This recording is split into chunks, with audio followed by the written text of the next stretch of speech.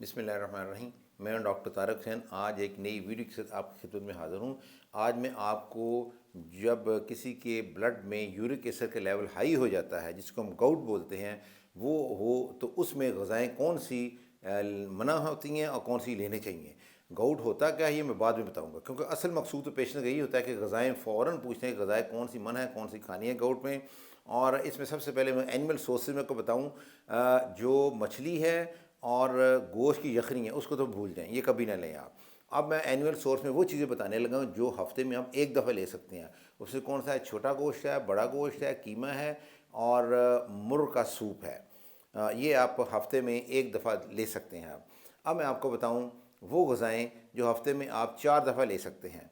उसमें क्या है, मगज़ है और ज़बान है और ये खरगोश का गोश्त है या बतख का गोश्त है। ये आप हफ्ते में 4 दफ़ा ले सकते हैं।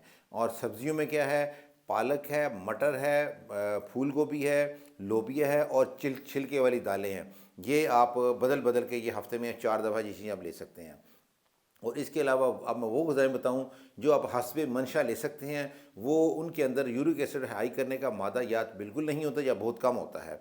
उसमें चाय है, कॉफ़ी है, चॉकलेट है और तमाम सब्ज़ियाँ मास से उन 3-4 सब्ज़ियों को जो मैंने बताई हैं, मटर है, फूल गोभी है और पालक है। इसके अलावा सब्ज़ियाँ सारी आप ले सकते हैं।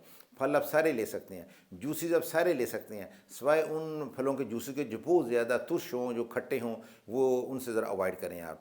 रोटी खानी हो तो कोशिश करें आप होल व्हीट की ना हो, और अनाज भी जो आपने लेना है वो कोशिश करेंगे होल व्हीट का ना हो, छिलके वाले ना हो, फाइन दालें लें आप। इसमें आप मकई और चावल और रोटी गंदम ले सकते हैं, लेकिन गंदम के लिए वही कि आप होल व्हीट ना लें आप। और इसका जो बग फल आप जैसे मैंने बताया सारे ले सकते हैं। जो मेन सोर्स अब रह जाता है प्रोटीन का, सबसे दिन में होगा प्रोटीन कौन सी ले गाउट वाला, वो है अंडा और दूध। इनमें वो मादा बहुत कम होता है जो गाउट या यूरिक एसिड लेवल को हाई करता है। और इसके अलावा हर गाउट वाले पेशेंट को, यानी ऐसे हर पेशेंट जिसका यूरिक एसिड लेवल हाई होता है, खूब मकदार में पानी पीना चाहिए। वो 6 to 8 ग्लास लाजमी पिए पानी पर डे। सिवाय उन पेशेंट्स के जिनको अगर कोई और साथ मसला चल रहा है, कोई हार्ट का मसला है या किडनी का मसला है, वो अपने मालिज के मशवरे से पानी की मकदार जो वो तय करें। अब मैं आपको बताता हूँ कि गाउट असल में होता क्या है। गाउट बेसिकली जिस्म के अंदर ये जोड़ों की सोजिश है और ये जब हो जाए तो ये आमतौर पर मुस्तकिल तौर पर रहता है। इसको कंट्रोल तो किया जैसे जड़ से बाज़ नहीं जाता। इसकी बहुत सारी वजूहत हैं। इसमें एनवायरमेंटल फैक्टर्स भी हैं, मेटाबॉलिक फैक्टर भी हैं, जेनेटिक फैक्टर भी हैं और बहुत सारी ड्रग्स भी ऐसी हैं जो यूरिक एसिड लेवल ब्लड में हाई करती हैं। उसमें कोई टीबी की अगर ड्रग भी है, कोई डायूरेटिक्स हैं और 6-7-8 किस्म के ग्रुप हैं मेडिसिन के जो ब्लड के अंदर यूरिक एसिड लेवल को हाई करते हैं। अब ये आम तौर पर उन लोगों को होता है जो गोश्त और सी फूड्स ज़्यादा खाते हैं, यानी ऐसे प्रोटीन हाई प्रोटीन डाइट लेते हैं जिनमें प्यूरिन ज़्यादा होते हैं। अब मैं आपको बताऊं कि प्यूरिन और पैरामिडीन ये 2 बिल्डिंग ब्लॉक्स हैं डीएनए के। और डीएनए जो है उसी से क्रोमोसोम बना होता है। सेल होता है, सेल के न्यूक्लियस होता है, न्यूक्लियस के अंदर डीएनए होता है। और ये डीएनए, प्यूरिन और पैरामिडीन ये 2 ऑर्गेनिक कंपाउंड्स हैं।